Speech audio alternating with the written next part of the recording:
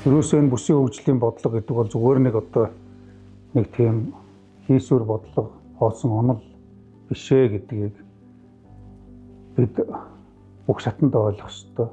20 гаруй жил цаасан дээр, ширээн дээр, шүүгэнд дарагдсан байсан бүсийн хөгжлийн бодлогыг энэ засгийн газар ажил хэрэг болох томоохон зорилтуудыг дэвшүүлж, улсын их хурл засгийн газрын тогтоол шийдвэрүүд гарч, тэгээд тэр хэрээрээ аймаг орон нутагт төвлөрсөн олон хөтөлбөрүүд хэрэгжиж эхэлж байна. Аймагуудын бүсүүдийг төрөлжүүлж, хөгжүүлэх эдийн засгийн үжил баримтлалыг боловсруулж байна.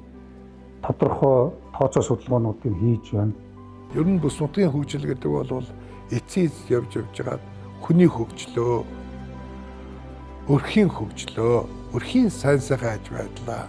Нутаг дэвсгэрийн хаана амьдарч байгаа гэдгээс үл хамааран яг адилхан хөгжлийн боломж нөхцүүдийг идэх тийм ээ, эрхээ идэх, за нөгөө шаардлагатай үйлчлэгэндээ амархан хүрэх тийм ээ, за магадгүй бизнес эрхлээд зах зээл нь ойрхон орлого болоод амжиргаагаа дэвшлүүлээд амьдралын чанар нь илүү боломжийн түвшинд хүрэх гэдэг ийм зүйлийг ярьж байгаа. За тэгэхээр бүсчилсэн хөгжил гэдэг маань энэ бүхэнд хүрэхэд төтөлж байгаа нэг арга хэлбэр гэж бас харж байна. Бүс болгон дээр бол цаашлах юм бол Монгол улсын хэмжээнд хүнсний хангамж аюулгүй байдлаа шийдэх нь нэг чухал учраас хүнс бүссэн хөгжилтэйг хамтарч энэ хүн амынхаа ард иргэдийнхаа эрүүл аюулгүй хүнсийг хэрэглэж сургах, хэрэглэж занших, мөн хүртээмжийг нэмэгдүүлэх, худалдан авах чадварыг сайжруулах, мөн аюулгүй байдлыг хангах гэдэг маш олон асуудлуудаар ингээд хамтарч ажиллах ийм чухал цаг үе ирж байна гэж харж байгаа. Бүс нутаг төлөвлөлт бол үндсэндээ бол орон зайн төлөвлөлтийн агуулгатай, эдийн засгийн чиг баримжаатай, байгаль нутаг дэвсгэрийн онцлог ашиглалтыг зөв тусгасан бодлогын болон төлөвлөлтийн хамгийн чухал баримтчгүүдийн нэг байгаа юм. Улс орныхоо байгаа нөөцийг байгаа газар дээр нь үржимжтэй ашиглаж, улс орныхоо эдийн засгийн өсөлтийг төргийтгэх, хүн ардынхаа аж байдлыг дэвшүүлэх ийм том шаардлага бол тавигдчихж байгаа. 21 аймгаар 3 удаагийн хилцүүлэг зохион байгууллаа. За мөн бүсчилсэн хилцүүлгийг үндэсний төвшөнд олон шат дараалтайгаар зохион байгуулж давхарцсан доогоор 3000 орчим санал гарсныг бид нар энэ бүсчилсэн хөгжлийн үзэл баримталтаа тусгасан.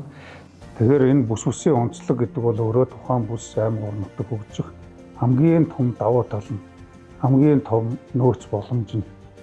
Ингээд эдийн засгийн чадвартай амьдралын таатай орчныг бүрдүүлэх гол бодлогоо бүгдээрээ хамтарч хэрэгжүүлэх боломж нөхцөл өдөр их туссан бодтойгоор бүрдэж байна гэж үзэж байна. Бүсчилсэн хөгжлийн эрхэм зорилго үндэсний соёлоо дээдэлсэн, байгалийн унган төрх, экосистемийн тэнцвэрт байдлыг хадгалан хойч үедээ өвлөвсөн эдийн засгийн төрөлжилт, дагналт, хоршилт бүхий ногоон үйлдвэрлэлийг хөгжүүлж, бүс нутгийн эдийн засгийн интеграцид нэгдсэн хүн амын нутагшилт, суурьшлийн тогтвортой тогтолцоотой, өрсөлдөх чадвартай бүсүүдийг харьцангуй тэнцвэртэйгээр хөгжүүлнэ.